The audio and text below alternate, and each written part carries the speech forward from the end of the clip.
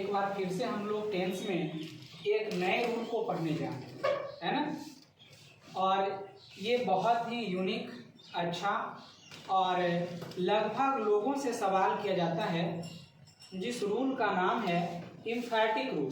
हम लोग इस रूल को पढ़ने जा रहे हैं, उसका नाम है एम्फैटिक। अगर आपसे कोई सवाल करता हो कि एम्फैटिक का हिंदी क्या होगा, तो आप क्या बताएंगे? एम्फैटिक का हिंदी बलदायक।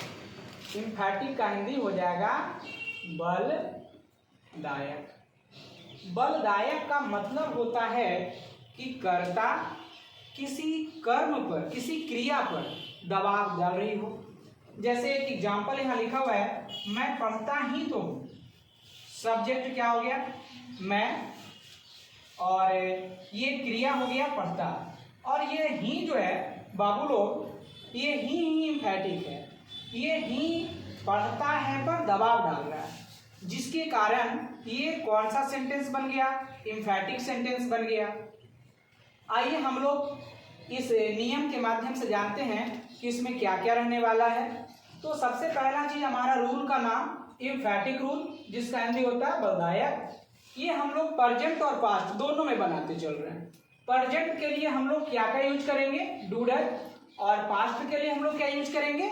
डिड यूज करेंगे। ठीक है ना, with present and past tense.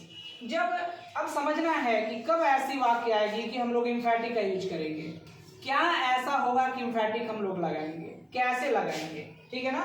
तो जब प्रेजेंट या पास्ट इंडेफिनिट टेंस के वाक्य के क्रिया पर दबाव पड़े, है ना, यहाँ पे पढ़ने के ऊपर ही दबाव डाल रहा है, तो वह वाक्य एम्फैटिक सेंटेंस का होता है।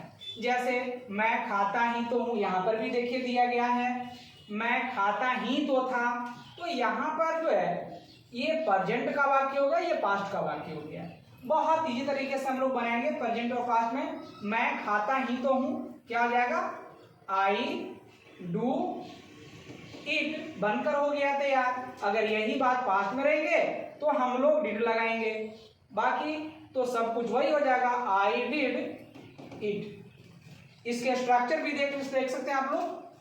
यहाँ पे सब्जेक्ट या डू ऑब्लिक डज, पास्ट के लिए आपको डिड दे दिया गया है, इसके बाद आपको V1 का यूज करना है और अदर वर्ड्स रहेंगे तो देने हैं। फटाफट ये चार नियम हम लोग बना लेते हैं, चार ट्रांसलेशन। मैं पढ़ता ही तो हूँ, क्या हो जाएगा?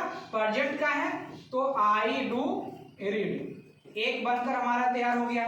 मैं पढ़ता ही तो था, ये तो और ज्यादा सिंपल है, आई डिड रीड, हमारा दो बनकर तैयार हो गया, है ना।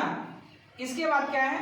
वह जाती ही तो है, प्रेजेंट का है, हम लोग सी लगाएंगे, सी के साथ डज लग जाते हैं तो सी डज गो, है ना। इसके बाद वह जाती ही तो थी, क्या हो जाएंगे? शी डिड, है ना, गो। यानी आपको प्रेजेंट रहे या पास्ट रहे, V1 ही लगाने है ना। और इसके बाद आपको डू डज के स्थान पे प्रेजेंट और पास्ट का डिफरेंस करने हैं। बहुत अच्छी नियम, बहुत उपयोगी, आप लोगों के लिए बहुत बहुत धन्यवाद।